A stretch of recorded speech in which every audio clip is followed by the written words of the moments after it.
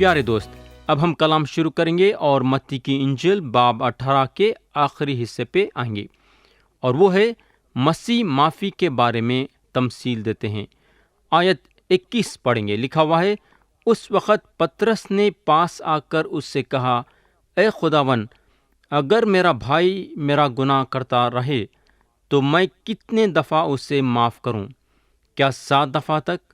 میرے دوست، ادھر جو ہے پطرس رسول سوچے کہ انہوں حد سے زیادہ معاف کر رہے ہیں۔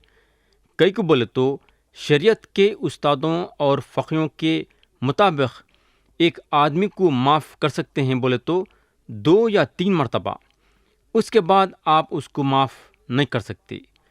یہ جو ہے شریعت کے استادوں کا خیال تھا، مگر ادھر پطرس رسول 7 مرتبہ معاف کرنے کے لیے تیار تھے۔ مگر پطرس کا جو معاف کرنے کا خیال تھا اس سے کئی گن زیادہ مسیح کا معاف کرنے کا خیال تھا۔ پطرس تو صرف 7 مرتبہ معاف کرنے کے لیے تیار تھے، مگر مسیح کا جو معاف کرنے کا حصہ ملے گا وہ ہم کو آیت 22 میں ملے گا، جہاں لکھا ہوا ہے، یسوع نے اس سے کہا، میں تجھ سے یہ نہیں کہتا کہ 7 دفعہ بلکہ 7 دفعہ کے 70 گنا تک۔ میرے دوست، یعنی کہ اگر ہم حساب کریں گے تو ہم کو جو حساب ملے گا وہ 490 ملے گا، یعنی کہ 490 مرتبہ ہم ہمارے بھائی کو معاف کرنا۔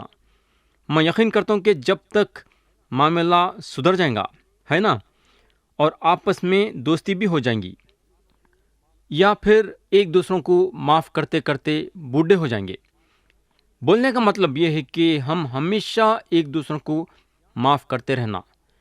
یا ہمارے خداوند ہم کو یہ بتا رہے ہیں، آیت 23 سے 26 پڑھیں گے، لکھا ہوا ہے، پس آسمان کی بادشاہت اس بادشاہ کی مانند ہے جس نے اپنے نوکروں سے حساب لینے چاہا، اور جب حساب لینے لگا تو اس کے سامنے ایک قرضدار حاضر کیا گیا جسے 10,000 توڑے دینے تھے، مگر چونکہ اس کے پاس کچھ ادا کرنے کو نہ تھا، اس لیے اس کے مالک نے حکم دیا کہ یہ اور اس کے جورو بچے اور جو کچھ اس کا ہے سب بیچا جائے اور قرض وصول کر لیا جائے۔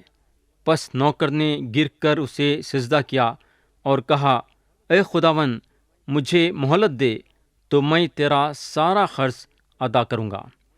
پیارے بھائی اور بہن، میں جہاں تک سمجھتا ہوں یہ نوکر شاید قسط میں دینا چاہتا تھا۔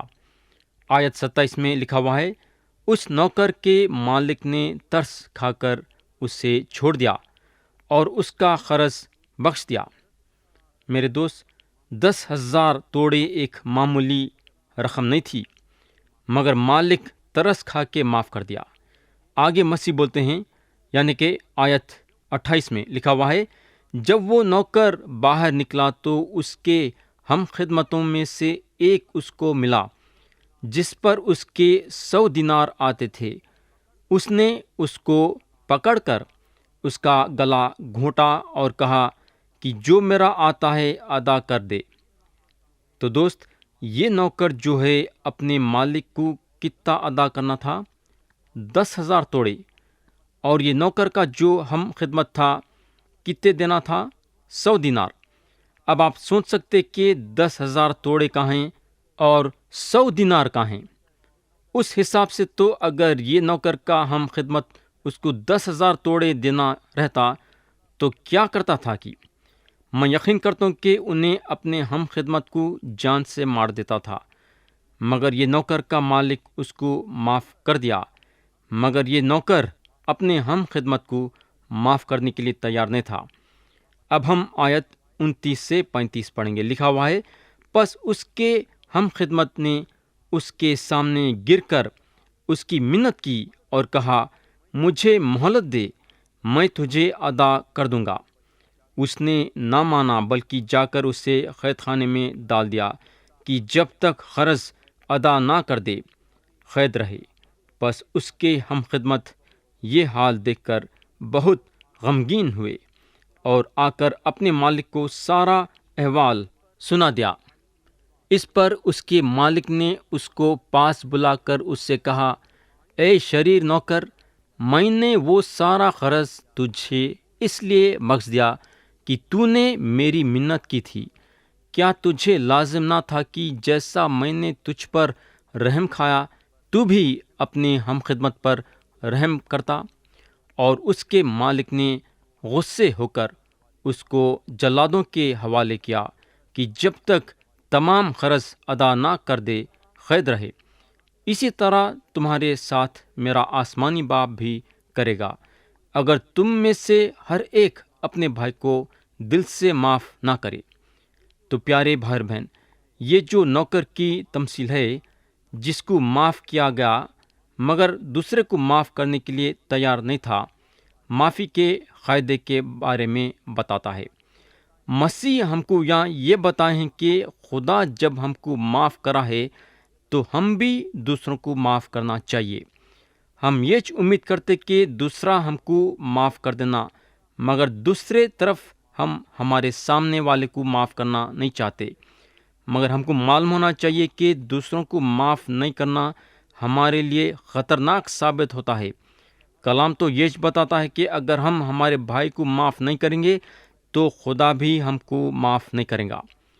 ہم اگر افسیوں کے نام پولس رسول کا خط باب 4 اور اس کی آیت 32 پڑھیں گے تو لکھا ہوا ہے، اور ایک دوسرے پر مہربان اور نرم دل ہو، اور جس طرح خدا نے مسیح میں تمہارے قصور معاف کیے ہیں تم بھی ایک دوسرے کے قصور معاف کرو۔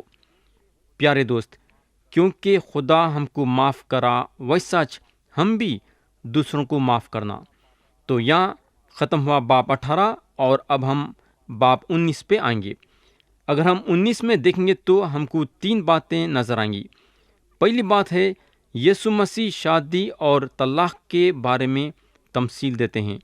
دوسری بات ہے، یسوع مسیح چھوٹے بچوں کو برکت دیتے ہیں۔ تیسری اور آخری بات ہے، یسوع مسیح دولت مند آدمی سے بات کرتے ہیں۔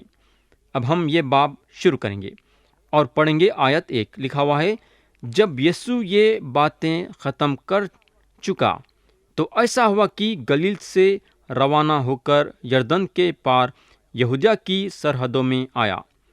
تو یہاں کلام بتاتا ہے کہ جب یسوع یہ باتیں ختم کر چکا، کون سے باتیں میرے دوست؟ وہ سارے باتیں جو ہم باب 16، 17 اور 18 میں دیکھے تھے، وہ سارے باتیں جو مسیح بولنا چاہتے تھے۔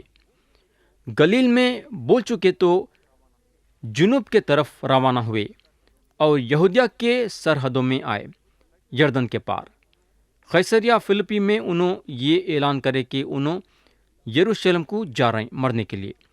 پھر گلیل میں داخل ہوئے اور وہاں اپنا تھوڑا سا وقت گزارے، یعنی کہ جھیل کے اطراف۔ کفرنہوم ان کا ہیڈ کوارٹر تھا، اور اب یہاں انہوں یہودیہ کے سرحدوں میں ہیں۔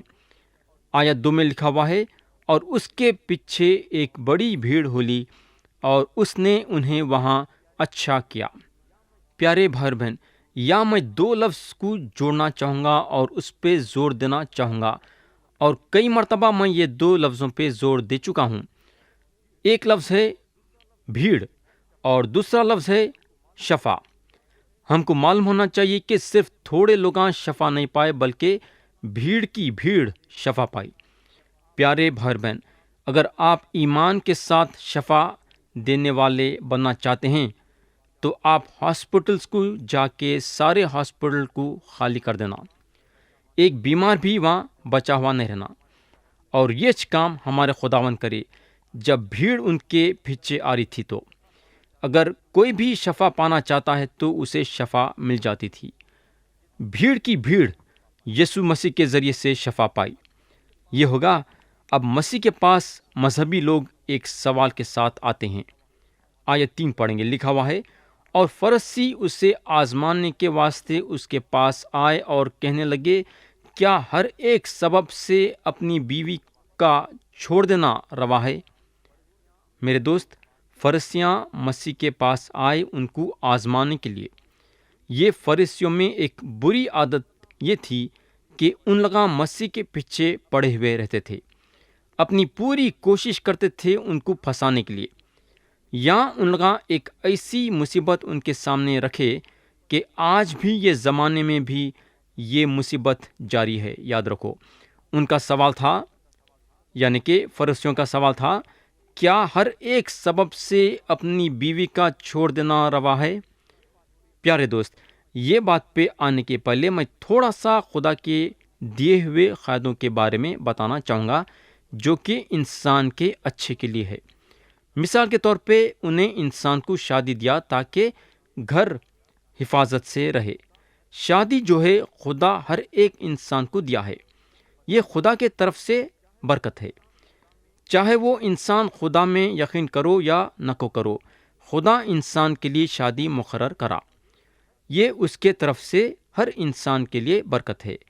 اور ایک چیز جو خدا انسان کو دیا وہ ہے شہر کے حکومت کے طرف سے سزا، تاکہ شہر کی حفاظت ہوئے، تاکہ لوگوں کی جان بچے، تاکہ لوگ حفاظت اور ہنسی خوشی کے ساتھ رہے۔ اور خدا انسان کو سبت کی شریعت دیا تاکہ انسان حفاظت سے رہے، تاکہ اس کو ایک دن کا آرام ملے۔ تو خدا یہ سارے قاعدے دیا تاکہ گھر کی، شہر کی اور انسان کی حفاظت ہوئے۔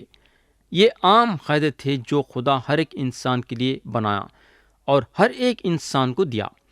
اب ہم یہ سوال پہ غور کریں گے جو فرشتیاں مسیح کے پاس لائے، جو شادی سے تعلق رکھتا ہے۔ سوال ہے، کیا ہر ایک سبب سے اپنی بیوی کا چھوڑ دینا روا ہے؟ اب ہم دیکھیں گے کہ ہمارے خداوند کیا جواب دیتے ہیں۔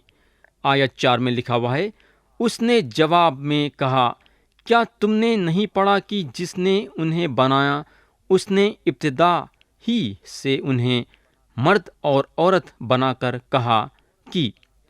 میرے دوست، یا اگر ہم دیکھیں گے تو مسیح یہ لوگوں کو پیدائش کے کتاب پہ لے کے گئے، یعنی کہ شادی کے سلسلے میں خدا کیا قاعدہ بنایا۔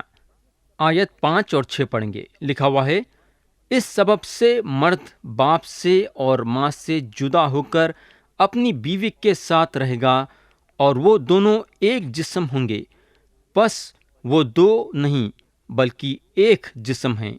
اس لیے جسے خدا نے جوڑا ہے اسے آدمی جدا نہ کرے۔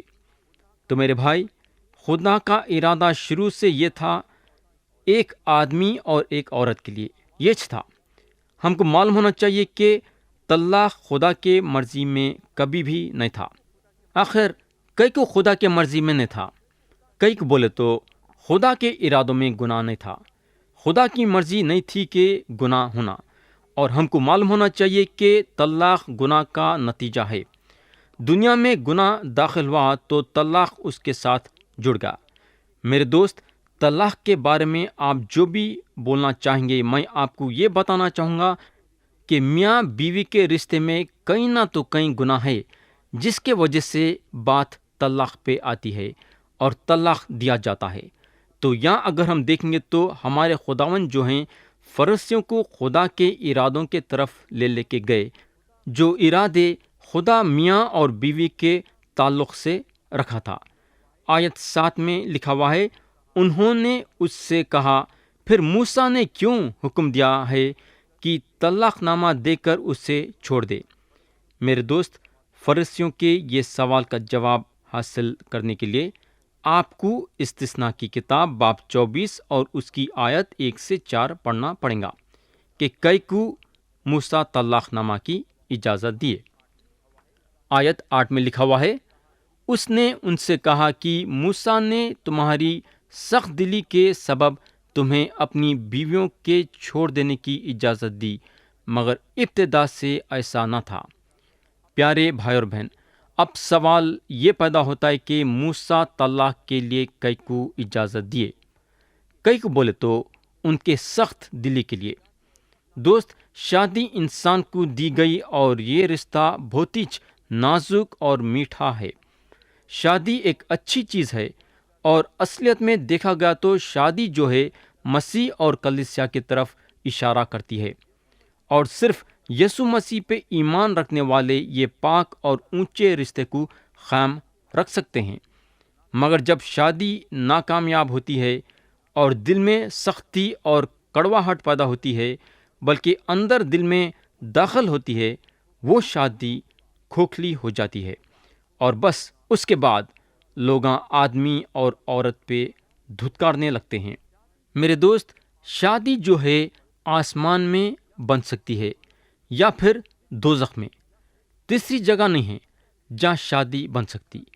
جب شادی کا رشتہ ایک غلط جگہ پہ قائم ہوتا ہے تو شروعات سے گڑبڑی ہونا شروع ہوتی ہے، کیونکہ انسان کا دل سخت تھا تو خدا طلاق کی اجازت دیا۔ میرے دوست، مگر ہم یہ بات ضرور یاد رکھنا کہ طلاق میں خدا کی مرضی نہیں ہے، اور طلاق ہمیشہ گناہ میں شامل ہے، اور اگر ہم غور کریں گے تو ہم سب گنہگار ہیں، یاد رکھو۔ اس لیے کہ جب خدا خونیوں کو معاف کر سکتا تو انہیں وہ لوگوں کو بھی معاف کر سکتا جو طلاق دیتے ہیں، مگر ہم یہ پہچاننا ضروری ہے کہ طلاق کا جو جڑ ہے وہ گناہ ہے۔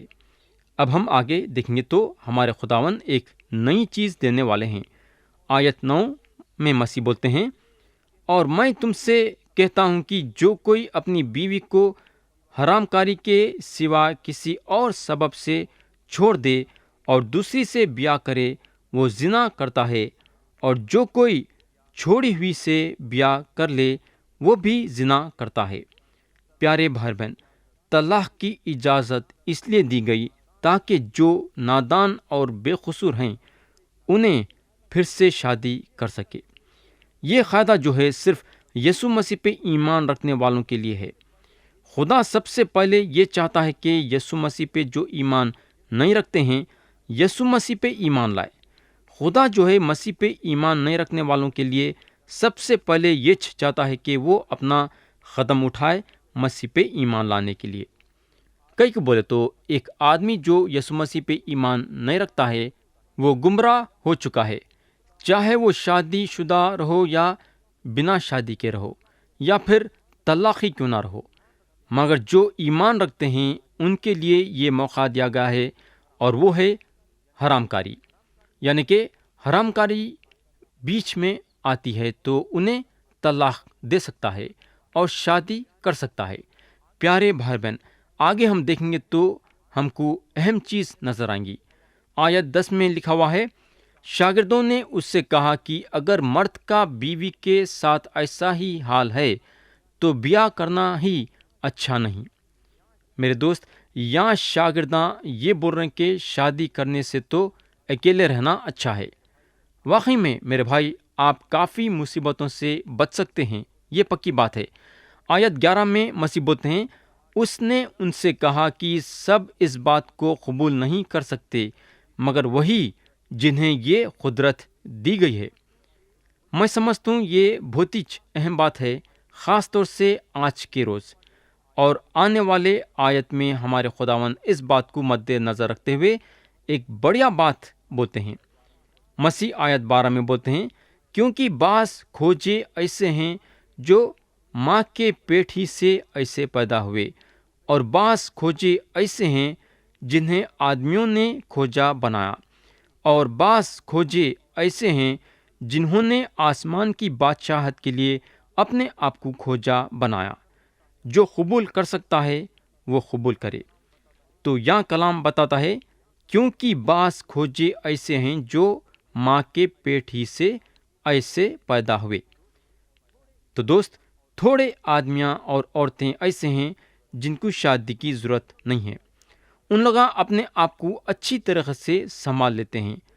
میرے دوست، کئی سال پہلے ایک عورت بولنے لگی، میرے کو شادی کرنے کی ضرورت نہیں ہے، میرے پاس سٹو ہے پکانے کے لیے، ایک کتا ہے اور ایک طوطا ہے، میرے کو کوئی آدمی کی ضرورت نہیں ہے۔ پیارے بھائی بہن، میں سمجھتا ہوں کہ یہ عورت کے لیے یہ ٹھیک بات تھی، مگر ایسا سب کے لیے نہیں ہو سکتا۔ آیت 16 اور 17 میں لکھا ہوا ہے، اور دیکھو ایک شخص نے پاس آ کر اس سے کہا، اے استاد، میں کون سی نیکی کروں تاکہ ہمیشہ کی زندگی پاؤں؟ اس نے اس سے کہا کہ تو مجھ سے نیکی کی بات کیوں پوچھتا ہے؟ نیک تو ایک ہی ہے، لیکن اگر تو زندگی میں داخل ہونا چاہتا ہے تو حکموں پر عمل کر۔ میرے دوست، یہاں آپ ذرا غور کرو کہ یہ آدمی مسیح کے پاس کیسا آتا ہے۔ انہیں ان کو اے استاد کے نام سے بلاتا ہے۔ انہیں یہ ثابت کرا کہ مسیح اچھے ہیں، اور میں یقین کرتا ہوں کہ مسیح کے دشمن ایسا نہیں بولتے تھے۔ یہاں مسیح بولتے ہیں، تو مجھ سے نیکی کی بات کیوں پوچھتا ہے؟ نیک تو ایک ہی ہے۔ پیارے بھائی بہن، مسیح یہ آدمی کو یہ بتانا چاہ رہے ہیں کہ اگر تو میرے میں اچھائی دیکھتا ہے تو اس کی وجہ یہ ہے کہ میں خدا ہوں۔ مسیح اس کے خیالات کو اپنے طرف لا رہے ہیں تاکہ یہ آدمی ان کے طرف رجوع ہوئے اور ان کو خداوند اور مسیح مانے۔ یہ آدمی ان کو جانے کہ انہوں خدا کے بیٹے ہیں۔ اس کے بعد مسیح یہ آدمی کو شریعت کے باتوں کی طرف رجوع کرتے ہیں۔ آیت 18 سے 20 پڑھیں گے۔ اس نے اس سے کہا، کون سے حکموں پر؟ یسوع نے کہا، یہ کہ خون نہ کر، زنا نہ کر، چوری نہ کر، جھوٹی گواہی نہ دے، اپنے باپ کی اور ماں کی عزت کر، اور اپنے پڑوسی سے اپنی مانند محبت رکھ۔ اس جوان نے اس سے کہا کہ میں نے ان سب پر عمل کیا ہے، اب مجھ میں کس بات کی کمی ہے؟